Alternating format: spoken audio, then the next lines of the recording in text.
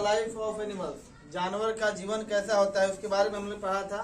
थोड़ा सा रिपीट करते हैं कि हम लोगों ने पढ़ा था कि जानवर का जो सबसे महत्वपूर्ण चीज क्या क्या है उसके जीवन के लिए।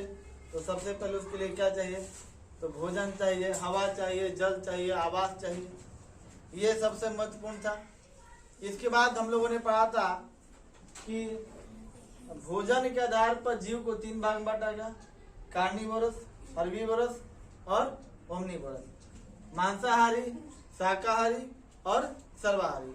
मांसाहारी वही आते हैं जो केवल मांस खाते हैं, शाकाहारी वही आते हैं जो केवल पेड़ पौधे से बने उत्पाद को ही खाते हैं, और सर्वाहारी वो आते हैं जो शाकाहारी भी होते हैं और मांसाहारी, यानी जो पौधे का उत्पाद भी खाते हैं, पौधे से बना भोजन भी खाते हैं और जीव जंतु यानी मांस को भी खाते हैं, उसको हम सर्वाहारी कहते हैं। इसके बाद हमने पढ़ा था इंसेक्टिवोरस, जो कीड़े मकोड़ों को खाते हैं, जैसे छिपकली, मेढक हुआ, ये सब क्या होता है, छोटे छोटे कीड़े मकोड़े को खाते हैं। अब बात जाए रेस्पिरेशन के बारे में पढ़ा जाए। Every organism need energy to perform its virtual activities. Animals breathe through some organs, मतलब रेस्पिरेशन मतलब श्वसन की क्रिया। तो जब सभी को हवा की जरूरत है तो श्वसन की भी जरूरत होगी।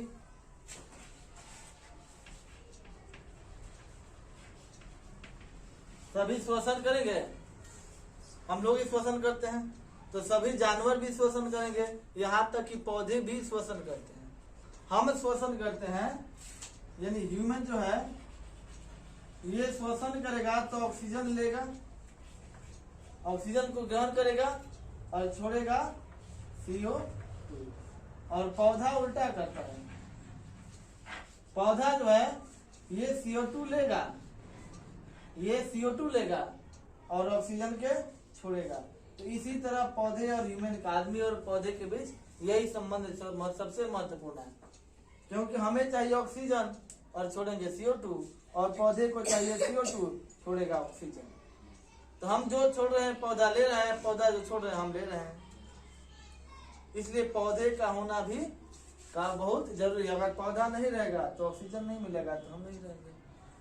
हाँ, एक बात और ध्यान देना है कि पौधे, ये जो प्रक्रिया होता है, पौधा CO2 लेता है, ऑक्सीजन छोड़ता है, ये दिन में ही होता है, ये दिन में ही होता है। और इसी का प्रयोग करके पौधा भोजन बनाता है, जिसको हम कहते हैं फोटोसाइंथेसिस, प्रकाश संश्लेषण। अच्छा, घर में कहा जाता है, कोई कहता है कि रात में पेड़ के नीचे नहीं सोना चाहिए। कारण क्या है, जब पौधा भोजन बनाएगा तो कार्बन डाइऑक्साइड लेगा, CO2 ऑक्सीजन छोड़ेगा। और रात में तो पौधा भोजन नहीं बनाएगा, क्योंकि भोजन बनाने के लिए उसको सनलाइट की भी जरूरत है, सूर्य का प्रकाश, रात में तो मिलेगा नहीं। तो रात होगा तो पौधा भी जो है, पौधा भी रात होगा, मतलब नाइट में, तो पौधा भी क्या करेगा, ऑक्सीजन लेगा और CO2 छोड़ेगा। अब ये बताइए कि हम भी ऑक्सीजन ले रहे हैं, CO2 छोड़ रहे हैं, पौधा भी ऑक्सीजन ले रहा है, CO2 छोड़ रहा है, तो ये बताइए कि उस पेड़ के आसपास ऑक्सीजन की कमी होगा कि नहीं होगा। और जब ऑक्सीजन की कमी होगी तो हमको सांस लेने में तकलीफ होगा, समस्या होगा।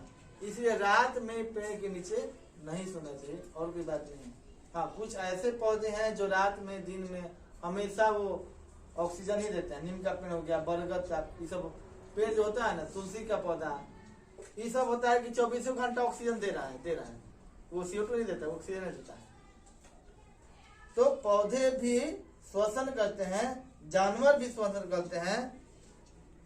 और जैसे फिश ब्रेथ थ्रू गिल्स, मछलियां श्वसन लेती है किससे, गलफड़े से।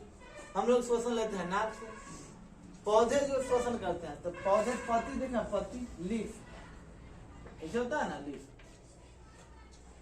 Leaf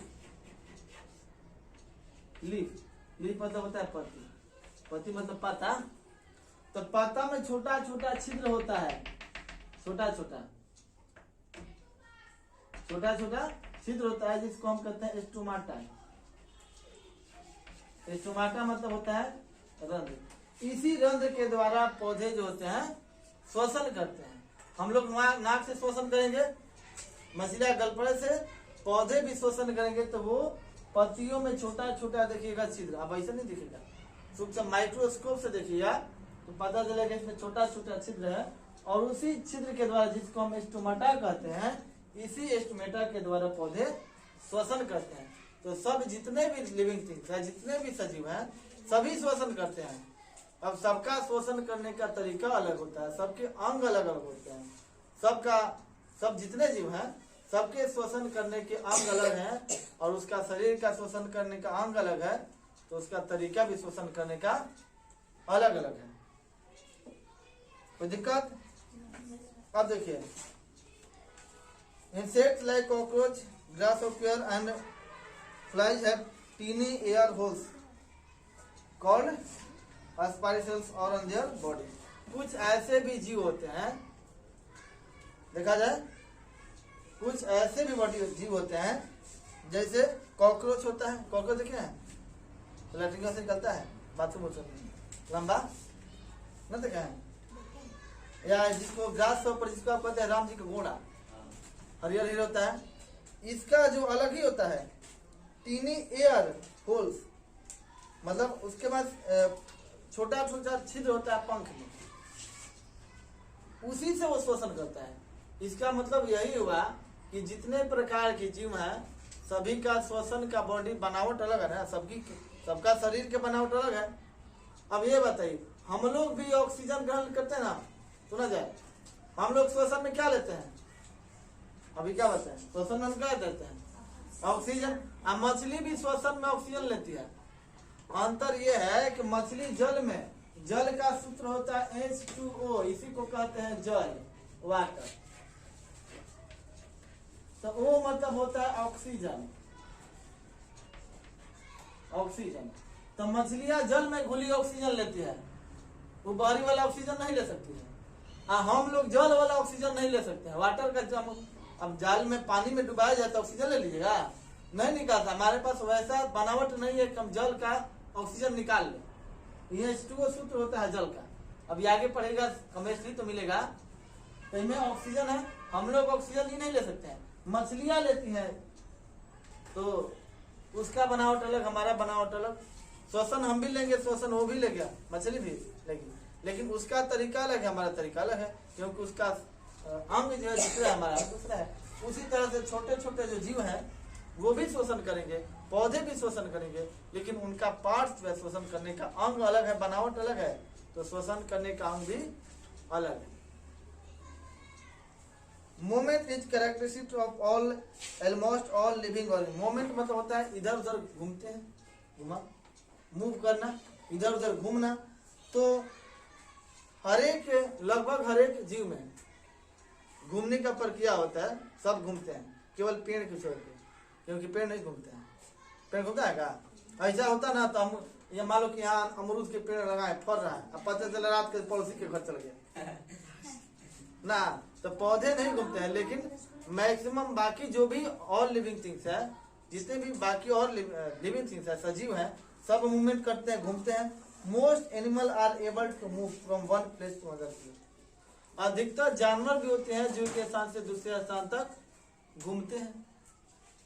the common movement are walking, running, leaping, jumping, climbing. यानी कि कुछ ऐसे होते हैं जो टहलते हैं, कुछ ऐसे होते हैं जो तेज दौड़ते हैं, जैसे चीता बहुत तेज दौड़ता है। कुछ ऐसा होता है जो बहुत फांगता भी है, जंप भी करता है। कुछ ऐसा होता है जो बंदर जैसे चढ़ जाएगा पेड़ ऊपर, कुछ चढ़ भी जाता है, कुछ उड़ना भी जानता है पक्षी, कुछ पानी में तैरता भी है जैसे मछली। ये सबके मूव करने का तरीका भी अलग है, जैसे भोजन का तरीका अलग, सबके भोजन अलग अलग है ना, सबके आवास अलग, सबके शरीर के बनावट अलग है, इसलिए सब प्रभाव है। अच्छा, आवास अलग है तो श्वासन लेने का अलग प्रक्रिया है, तो उत्सर्जन का भी अलग प्रक्रिया है। उत्सर्जन का मतलब होता है कि बेकार पदार्थ को शरीर से बाहर निकालना, वो उत्सर्जन होता है। अब भोजन का मतलब हम मुंह से भोजन डाल रहे हैं तो भोजन हुआ, एनर्जी मिल रहा है। अब भोजन का जो अपशिष्ट पदार्थ बच गया, इसको निकालना है। जैसे मान लीजिए कि हमको संतरा का जूस बनाना है, संतरा का जूस बनाना है, तो संतरा डाल के जूस निकाल दिया, और जो जूस के बाद जो संतरा का जो बेकार पदार्थ बना ओकर जूसे बनेगा, वो तो बच गया, तो उसको क्या कीजिएगा, बिक दीजिएगा। तो हम लोग जो भोजन खा लिए तो पच गया तो जो अवशेष बनेगा उस सुबह में क्या कीजिएगा, निकाल दीजिएगा। तो ये सभी जीव का प्रक्रिया है, हिम्मत सोचिए, सभी प्रक्रिया है, सभी का जीव का है। जो भोजन करेगा वो सर्जन करेगा ही करेगा, और ये सभी प्रक्रिया का है। पौधा भोजन बनाता है तो भी सर्जन करेगा। Animals move in search of food, water, shelter and fine milk. जानवर घूमते हैं किस लिए, या तो भोजन के लिए घूमेंगे, या तो भोजन खा लेंगे तो पानी की खोज में। अब मान लीजिए घर में गाय है तो दे रहे हैं, लेकिन अगर बगीचा में या ये क्या बोलते हैं जंगल में जानवर है तो शेर को जंगल में पानी पिलाने जाएगा, लो शेर लो रोटी खा ले, लो पानी पी लो गिलास, पिलाने जाएगा, नहीं पिलाने जाएगा। तो वो सब घूमता है किस लिए, या तो भोजन के लिए घूमेगा, या तो पानी पीने के लिए घूमेगा, या तो आवास रहने के लिए, हम कहाँ रहे उसके लिए भी घूमने का। अब हाथी थोड़े घर बनाएगा ईंटा जोड़ के। A fish lives in water all the time. मछली जो है हमेशा पानी में ही रहती है, हमेशा पानी में ही रहती है। It has fine fins to swim. A fish has a long and thin body which is pointed at both ends like a boat. मछली में एक पंख भी होता है ना, पंख होता है, क्या बोलते हैं मछली के, जिससे मछली उड़ती है ना, उड़ती है मछली की, उड़ती है नहीं देखे हैं। और छोटा छोटा मछली है तो नहीं उड़ती है, बड़े होते हैं तो पानी में से उड़ती है वो भी। उसके बाद उसका बनावट ऐसा होता है नाव के आकार का। मछली का आकार बनेगा ना तो नाव के आकार का होता है, जो टू इजली इट्स मूव, जो सहायता करता है पानी में तैरने के लिए, घूमने के लिए। अब चिड़िया का जो आकार होता है वो शरीर हल्का होता है, क्योंकि हल्का भारी रहेगा तो उड़ेगा, तो हल्का होता है तो चिड़िया उड़ती है। The shape help frogs use their webbed feet to swim. Their front legs are shorter than the hind leg. They use their long back legs to hop and jump to the land. अब मेढक जो होता है वो जमीन में भी रहता है और पानी में भी रहता है, पानी में भी चलता है।